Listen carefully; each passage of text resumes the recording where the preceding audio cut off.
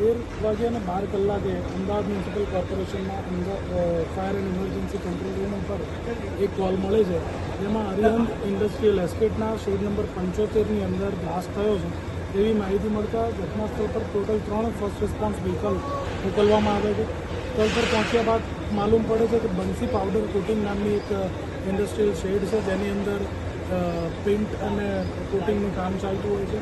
તેની અંદર આશરે 13 વાગ્યાની આસપાસ કોઈ એલપીજી સિલિન્ડરની પાસે આવેલા કમ્પ્રેસરમાં બ્લાસ્ટ થાય છે અને તેના કારણે ગંભીર ઇજાઓ થાય છે અને શેડની હાલત પણ જર્જરિત થઈ જાય છે. ટોટલ 5 શેડ આમાં ઇન્વોલ્વ થયા છે. ટોટલ 74, 75, 76, શેડ નંબર 56 અને 57ની અંદર આ બ્લાસ્ટના કારણે તિરાડો તેમજ જર્જરિત હાલતની અંદર કન્ડિશન થઈ છે. સુરક્ષાના ધોરણને ધ્યાનમાં રાખીને ઇન્ડસ્ટ્રીયલ એસ્ટેટને હાલમાં ઇવેક્યુએટ કરી લેવામાં આવ્યો છે. ઘટના સ્થળ પર ટોટલ 2 કેઝ્યુઅલ્ટીઝને રિકવર કરવામાં આવી છે, જેમાંથી શેડ નંબર 75ના જે માલિક છે રમેશભાઈ પટેલ, તેમને અને તેમના પુત્ર જે વાસુભાઈ પટેલ છે, એમને નજીકના હોસ્પિટલમાં 108 મારફતે રવાના કરવામાં આવ્યા છે.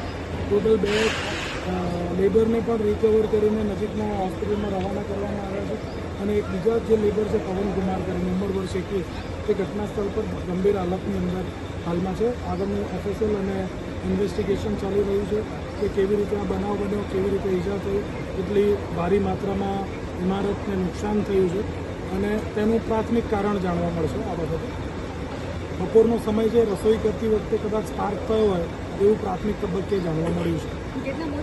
ટોટલ 2 હાલમાં ગંભીર રીતે ઈજા પામેલી કેઝ્યુઅલ્ટી ઘટના સ્થળ પર છે અને બાકીના 3 જણને નજીકના હોસ્પિટલમાં 108 તથા પ્રાઇવેટ વાહનો દ્વારા રવાના કરવામાં આવેલું. ઘટના સ્થળ પર ટોટલ 5 ફાયરની ફર્સ્ટ રિસ્પોન્સ વ્હીકલ અને ઇમરજન્સી વેન છે, જેથી કરીને કોઈ આગળનું સર્ચ ઓપરેશન કરવું હોય જે કરી શકે. Thank you.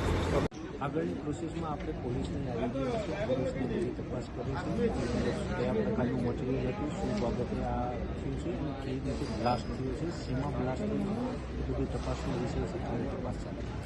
આની અંદર કેટલા લોકો મર્યા છે અને કેટલા લોકો ઇજાગ્રસ્ત થયા છે? 2 માણસો આમાં ડેથ થઈ ગયેલી છે. જે બ્લાસ્ટ થયો એની તીવ્રતા જેટલી હતી તમે જોઈ શકો છો. 75 નંબરના જે એસ્ટેટ હતું એમાં જે બ્લાસ્ટ થયો છે, જેમાં આજુબાજુમાં અને સામેની સાઈડે આની ઇફેક્ટ થયેલી છે. એટલે બ્લાસ્ટની ઇફેક્ટ બહુ જોરદાર હશે એવું આપણે બહારથી જોઈ શકીએ છીએ. આની અંદર સાહેબ આપણે કોની ભૂલ કાઢવાની રહેશે, શું છે એ તપાસનો વિષય છે. એના માટે પોલીસ અને અહીંયા બધા આવી ગયા છે, સ્ટેટના અધિકારીઓ આવી ગયા છે, જે કંઈ પોલીસ હશે એ તપાસ. ઓકે.